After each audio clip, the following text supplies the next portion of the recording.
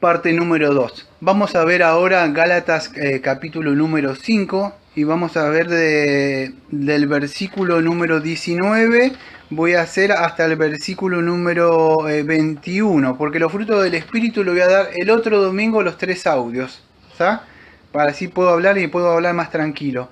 Entonces dice así, versículo 19, y manifiestas son las obras de la carne, que son adulterio, fornicación, inmundicia, lascivia, idolatría, hechicería, enemistades, pleitos, celos, iras, contiendas,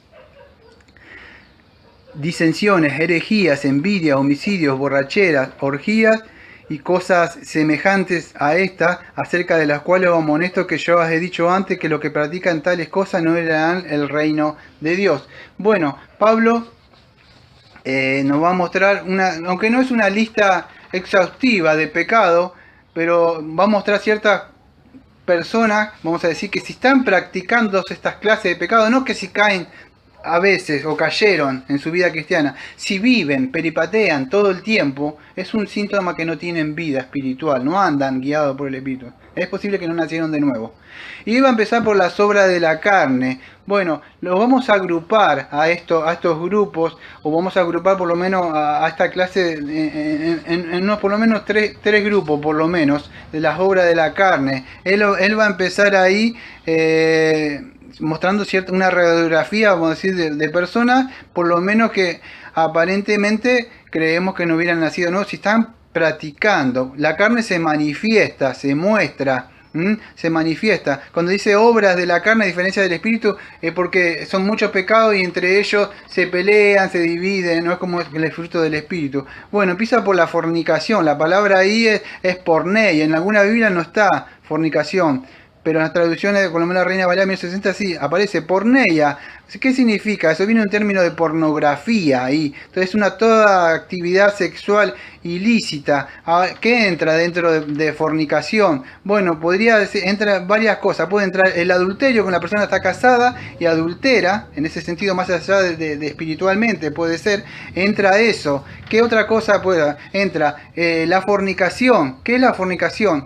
La fornicación, amado, es toda persona que comete relaciones sexuales antes de estar casado. Eso significa, estamos hablando de personas que dicen ser cristianas, no de alguien cuando viene a Cristo y todavía no nació, de que alguien que dice está cristiana, está hace rato y no se casa.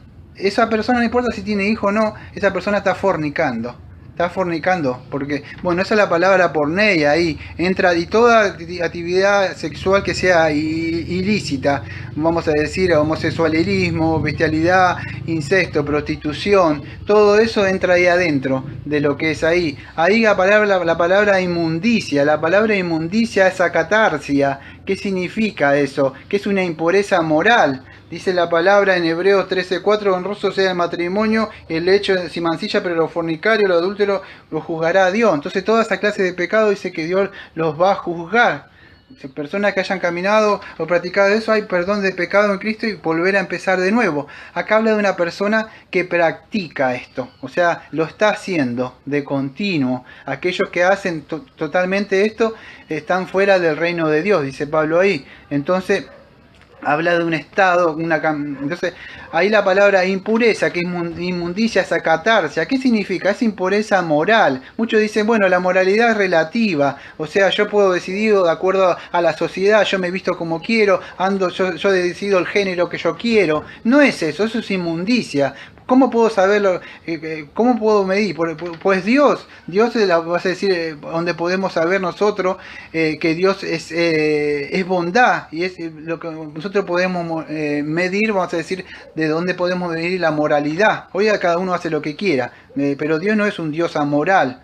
Dios, vas a decir, es el fundamento, donde podemos buscar los fundamentos, los valores de nosotros y los deberes morales, lo que Dios dice que es bueno, no es la cultura. Lo amoral lo podemos ver, prender la televisión y va a haber propagandas inmorales, propaganda de acatarsia, impureza moral, las propagandas hombre con hombre, mujeres con mujeres, todas esas cosas que ingresan. La indecencia, ¿qué es la indecencia? La indecencia o libertinaje es conocida como lascivia, otro pecado. ¿Qué hace esto? Bueno, hace énfasis en la falta de una persona que no tiene dominio propio sobre los deseos, vamos a decir, sexual, y le da rienda suelta a la naturaleza pecaminosa. Cómo se viste, cuando se ríe, sus chistes siempre son del sexo. Mirá mirá esto, y empieza a hablar, cuando ve un hombre con otra mujer, empieza a hablar sobre las cosas. Él no le pone freno a su lengua, o los hombres hablan de las mujeres. Son personas, vamos a decir que son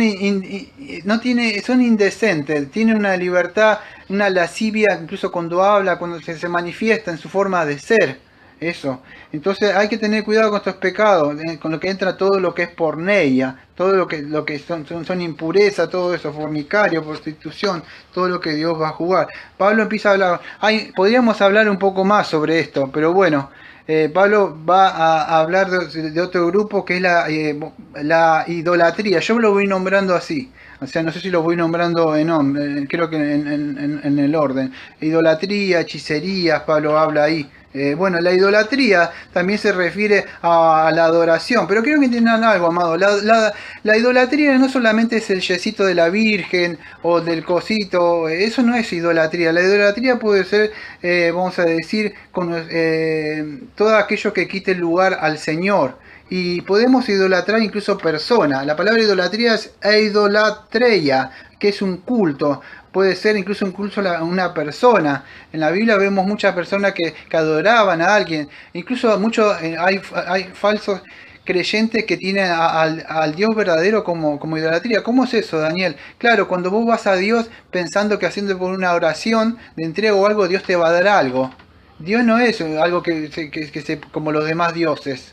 Dios no necesita nada de nosotros. Incluso algunos pueden caer en idolatrar a personas antes que a Dios. Eso también es una idolatría. O idolatrar a algo más que a Dios, que pongas en lugar. Entonces eso. La idolatría, amado, siempre no se olviden esto. Busca obtener algo de una persona.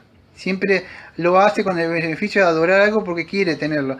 Brujería, hechicería, parmaqueia, viene de la palabra de farmacia. Venía de la hechicería en esa época de hacer eso. Todo estaba ligado con el sexo, las relaciones, las drogas. Hoy lo vemos, la gente va a los boliches a tomar bebida, se droga, hay sexo después. Todos estos pecados se relacionan entre ellos, están ahí, aunque están separados, se juntan entre ellos. Son pecados. Pablo sigue mostrando de las relaciones personales ahí. Hay una lista, bueno, esta es un poco más amplia. Empieza a hablar por enemistades, que es trai, dice. Sería como una animosidad o sobre otra persona. Esto vamos a decir cómo se relaciona, cómo nos podemos relacionar, vamos a decir, con las otras personas. Con nosotros tenemos enemistades ahí hacia una persona o un odio. Puede ser hacia una persona o varias personas, un enemigo, es eso, la idea ahí, enemistades, que no consideramos como un amigo. Cuando estamos con un amigo le hablamos mal del otro. En ese sentido, es decir, enemistades, esos pecados, no tiene una buena voluntad para el otro, no tiene benevolencia, le desea el mal, siempre cuando lo ve, eso es pecado. Muchos dicen, no, ¿qué es pecado? Bueno, adulterio, fornicación, nada más. Estos son pecados. Y dice que si tenemos enemistad contra la persona y no lo amamos, al prójimo, Dios dice esto, las personas no van a heredar el reino de los cielos, porque no están amando a las personas. Entonces, pleitos. ¿Qué es pleito? Eri, viene la palabra de ahí, R-I-S. ¿Qué quiere decir esto? Rivalidad. Viene de la palabra, vamos a decir, de una sentencia, venía bueno, a nosotros llegó a nuestra lengua como pleito, pero venía como una sentencia, se empleaba para nombrar un enfrentamiento o un altercado de personas, cuando había una disputa en un juicio. Esa es la idea, es pleito, cuando una persona pleitosa que siempre le gusta pelear, discutir en una reunión, siempre sus palabras no son de gracia o de amor, siempre está pleiteando, hablando mal de los demás. En ese sentido, es un pendenciero. Le gusta hacer esas cosas.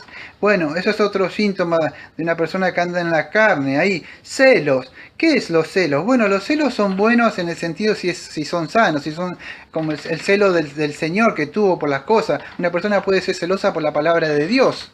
Pero acá la palabra celos malas, acá es celos. o celoís. ¿Qué significa? En sencillas palabras, para que lo pueda entender, una persona que siente celo es porque es un síntoma que la persona tiene miedo de perder un ser querido. Entonces cuando alguien se lo quiere sacar o ve que esa persona se ríe o habla, se le levanta un celo. Eso es pecado. La Biblia dice que esa persona no heredará el reino de los cielos. Entonces, ¿cómo es esto? Todos estos son pecados, amados, y Pablo los puso ahí. Entonces, esta persona experimenta un celo cuando siente sospecha, vive sospechando, mirando, no tiene paz en su corazón. Es una persona celosa, es una raíz de amargura mala dentro de su alma. Está sospechando de la persona que ama. ¿O por qué? Porque siente amor, y eso lo lleva a un deseo malo. O porque le tiene cariño, tanto amor, que en ese sentido no lo deja en las manos de Dios. Está totalmente así. Y eso es algo malo y dañino. Las explosiones de ira, ¿qué es eso? Es otro pecado. Eso la palabra es THUMOI, tumoi. ¿Qué significa esto? Bueno, son, podríamos decir, cuando una persona le agarra un estallido de ira así, de la nada.